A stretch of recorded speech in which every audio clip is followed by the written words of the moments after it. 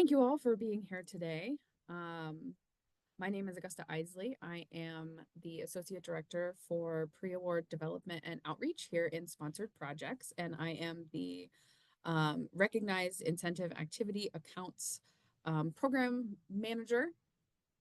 And today we'll just sort of walk through what RIAs are and what you can spend those funds on.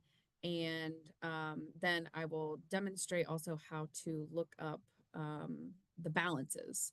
That has been a bit of a need recently to actually showcase that. And then, like I said, I'm recording this so that then I can break that video down and share it onto our website for later so that others can see that as well.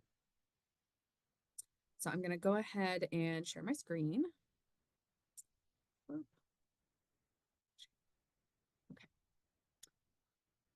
Hopefully I'm going to bring up the chat too. So if you can feel free to unmute yourself if you have a question or put up your hand, or just go ahead and put your question in the chat as I'm talking and I will try to address it. So this is the RIA website, and there's a wealth of information here. Recognized incentive activity accounts are specialized accounts for individuals here at the university. And funds are awarded, provided, given to employees specifically based on an incentivized activity that they may do. So in sponsored projects, we want to incentivize submitting grant proposals.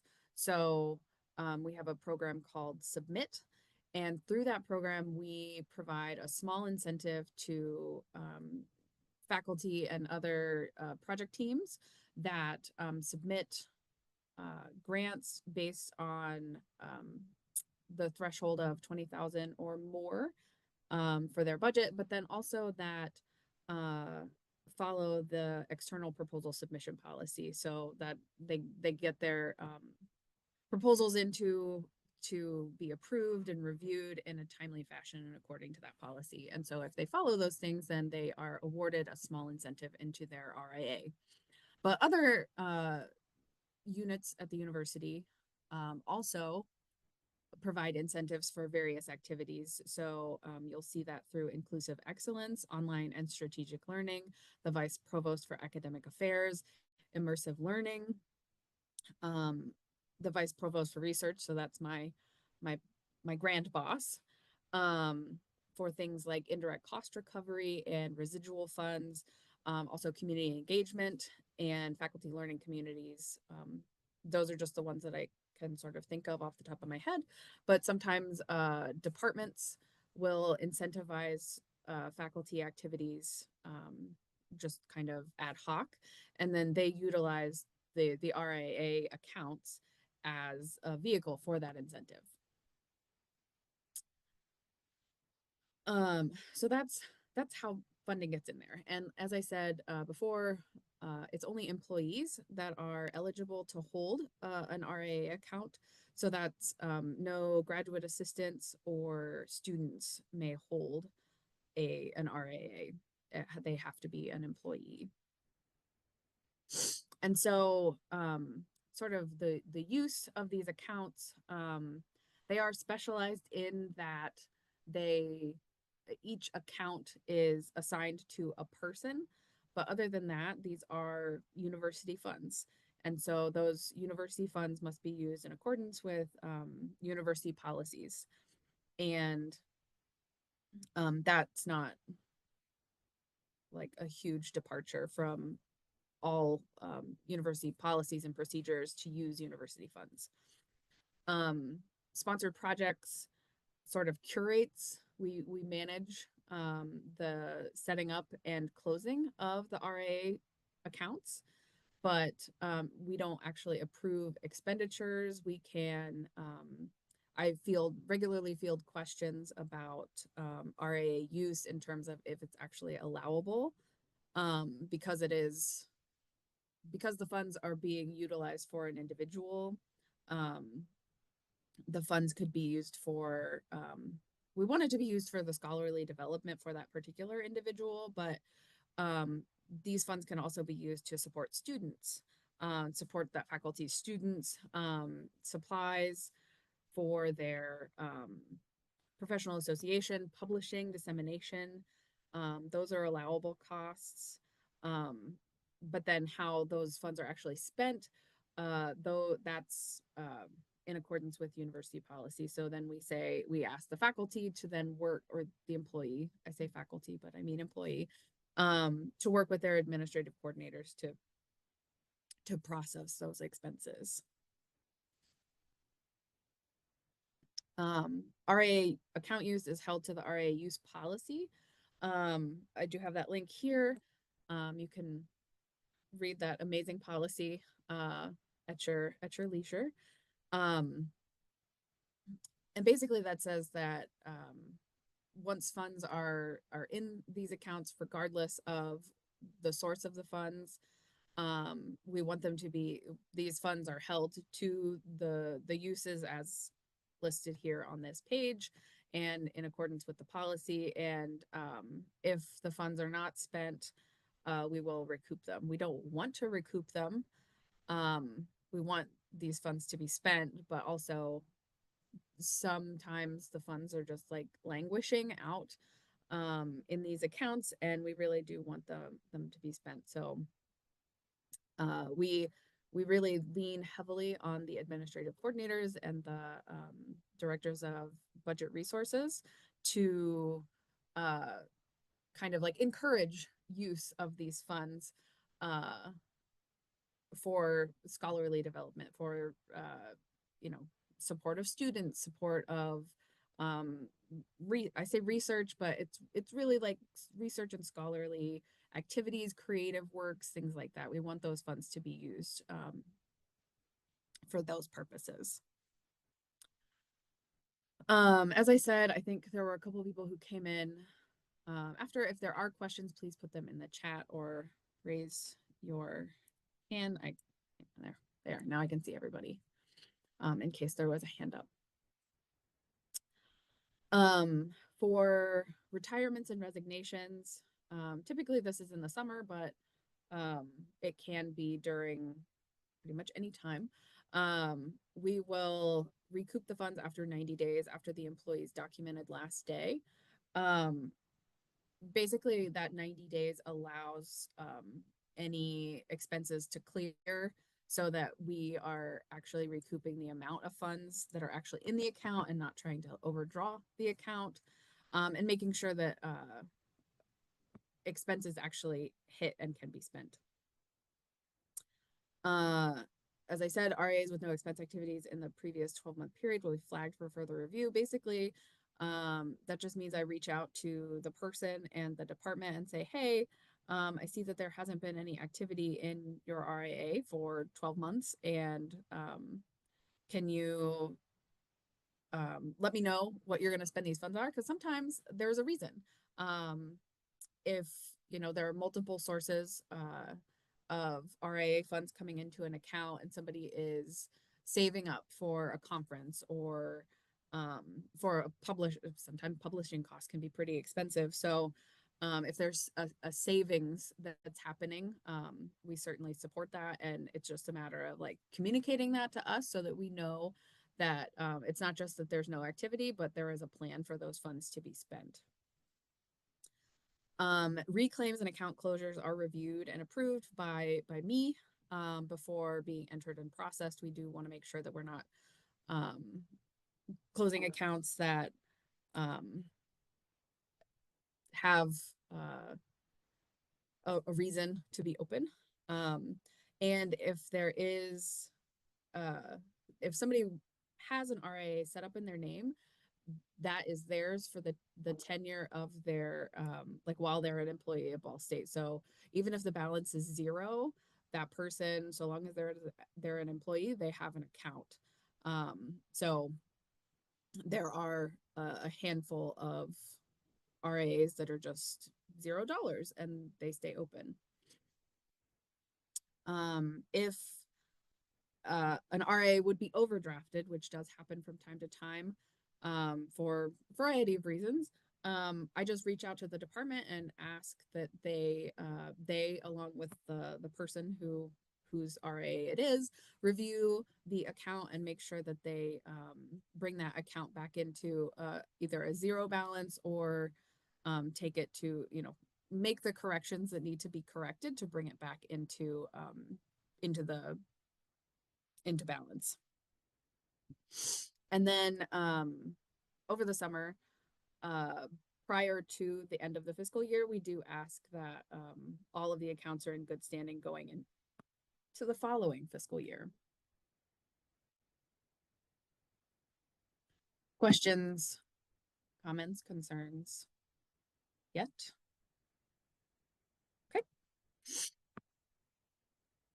As I mentioned, there are allowable and unallowable expenses for RIAs.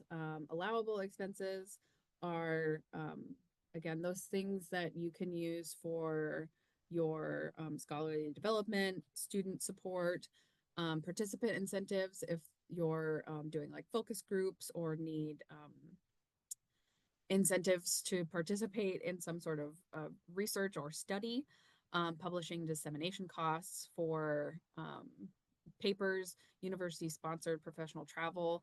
Um, Even though your RIA is for your own use, again, I said it's still university funds. So you do have to have that prior authorization, the Chrome River prior authorization to travel, and then use your RIA funds to be reimbursed. Software licenses for things like sometimes there's like qualitative software, or if you need access to a database that Ball State doesn't subscribe to. Um, I think one time we allowed ancestry.com subscription, a short-term subscription to that for somebody's research. Graduate assistants and assigned time, so that's a time buyout for faculty. Those are sort of the more high-end. You've saved up a lot to provide these two items. We don't see those a lot, but they would be allowable if it's allowable by the department. Unallowable expenses include personal use items, including technology not purchased for university business or primarily for personal business, or if you've purchased the IT product outside of university purchasing processes. So, for instance, we once got a request for reimbursement on an RA to pay back for a laptop that was purchased at Costco. That is unallowable from more of a university level unallowability than just like, oh, Augusta said that it's not okay to spend your money on that. IT actually shut that down. We can't reimburse tuition, um, food and beverage purchases for just sort of general food and beverage purchases. Gift cards are another one. Outside of the Tango or participant incentives, we can't do gift cards or gifts of just sort of like general thank yous. We're not allowed to do that. And then no stipends or supplemental compensation. I call that the no wishing for more wishes policy. Unfortunately, you can't pay yourself more. So, and if there's ever a question of like, um, if you're an administrator and you get questions, you can always reach out to me, or your proposal manager, whomever your contact is here in sponsored projects, to ask if something is allowable, and we will certainly review and give a response or ask for more information. That's usually what I end up doing, is just asking if they can provide a little bit more context for the reasoning around the request. So then further down on this website are FAQs, frequently asked questions. These are a lot of what I've just gone over, but then, do my funds expire? How do I do things? What if I switch departments? what happens when I leave the university. All of these things are typical questions that we get, and please do reference this page, and I sort of add to these as I start to see themes of questions that are coming through a lot. And I know that I'm talking quickly. So if you have a question, please raise your hand, please put it in the chat, whatever. I'm happy to answer. One of the biggest questions that I always get is how can I help my faculty, my employees check the balances of their accounts. Once a month on or around the first of the month, there is a monthly email that comes out from the controller's office.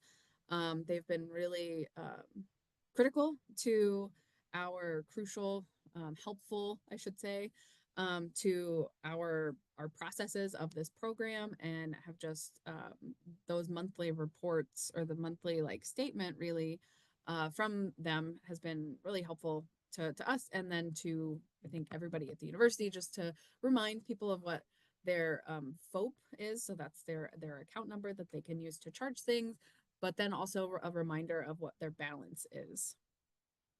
But then, obviously that's a snapshot in time, right around the first of the month. So, how do you check your balance? How do you check activity throughout the rest of the month? So, I think you can see this. You should be seeing Argos. Is everybody seeing Argos right now? Thumbs up. Got it. Thank you. So we'll start with Argos. And in Argos, if you go to production, and I have a shortcut. So production, finance, controller, public. And this is on our website under, it's down towards the bottom of the FAQs, but it is a step-by-step of how to do it. I just wanted to show everyone here how to do this. If you go to this Rev expense transaction history with security, this one should, if you have access to FOPs within your unit, you should be able to see these. And so it prompts you with specifically these transaction dates. And I always offer, or I suggest going big, because if you go too small, then you won't see all the transactions. So you want to make sure that you provide a large enough transaction date history that it gives you sort of like the history of everything. So we'll start with July 1st, 2011, and then we'll go to today. And usually that doesn't make the system time out, but sometimes it will. So today is October 14th. And then you want to do the shift click to select both revenue and expense accounts. And then unclick this include all funds, because right now we're just going to look for one fund, and your list here will look different than mine. You'll probably have a shorter list, but we'll just come down here to, so in the 130 range is the block that is RIAs. So I'm going to pull up one of these.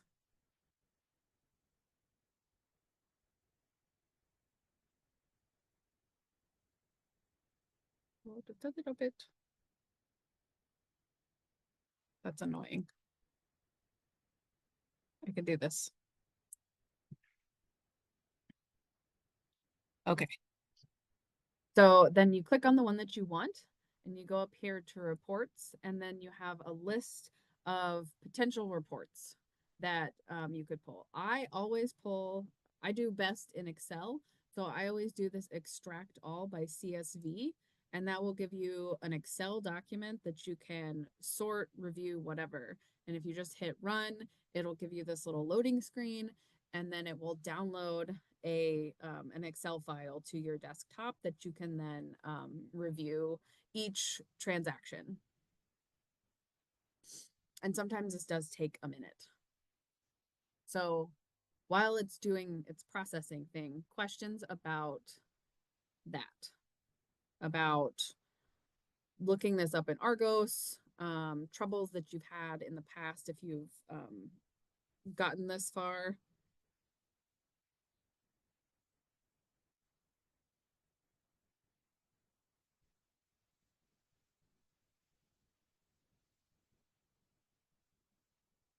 Okay, no questions.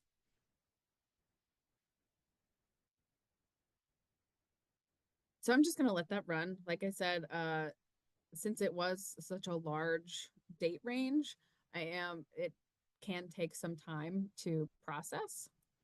So I'm gonna go back over here and we're gonna go to banner. So if we go to big banner, you can look up the trial balance summary. So this is the FGITBSR. And for this, it's pretty simple. And you just tab and enter the fund code that you want. And then tab over and just hit go. And so this one will give you a very quick view of what the balance is. And this one currently has a balance of 0, but you would see here whether it's credit or debit.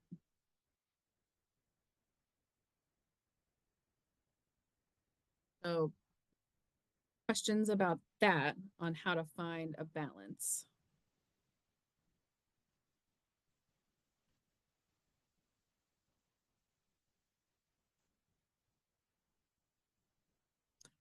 Great. What's the ticket to request access to our faculty's RIA? Banner Finance. Yes. So I just actually found this morning. If you go to State Help Desk,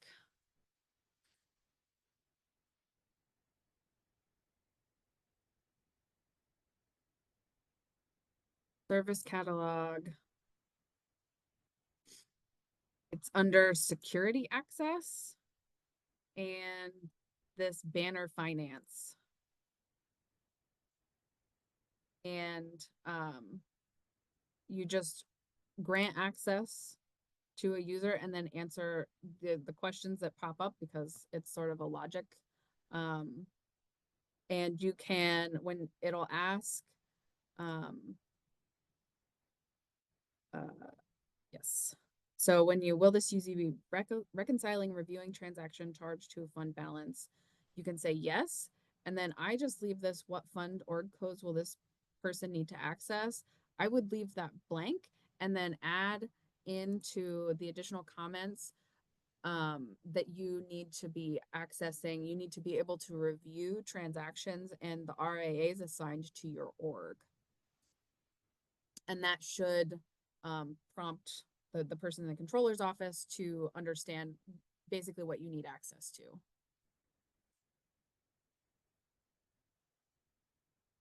You're welcome. Other questions regarding RIAs, access, balance, transactions?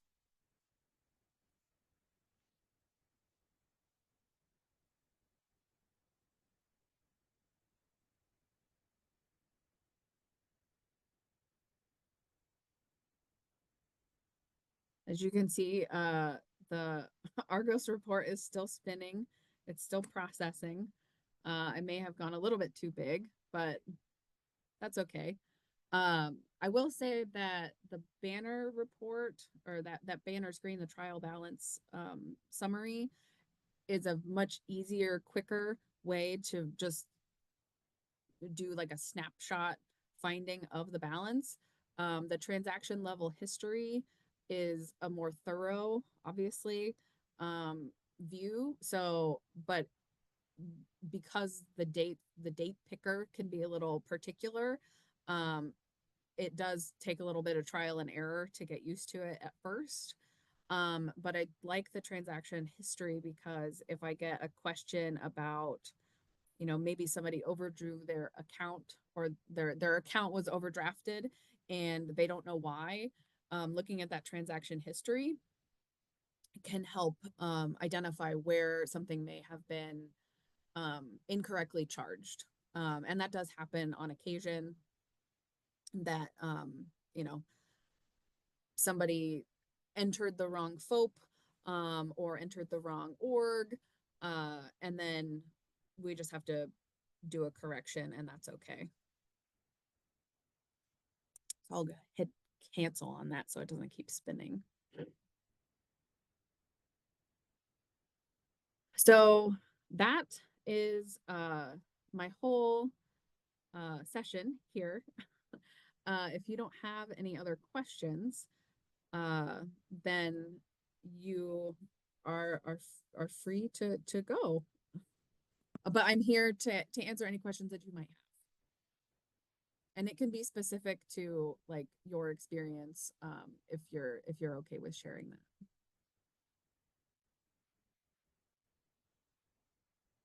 Thank you, Amy. And I'm always here for questions. Feel free to email me or call if you are uncertain about something regarding RIAs. Happy to help. Thank you for being here. I appreciate it.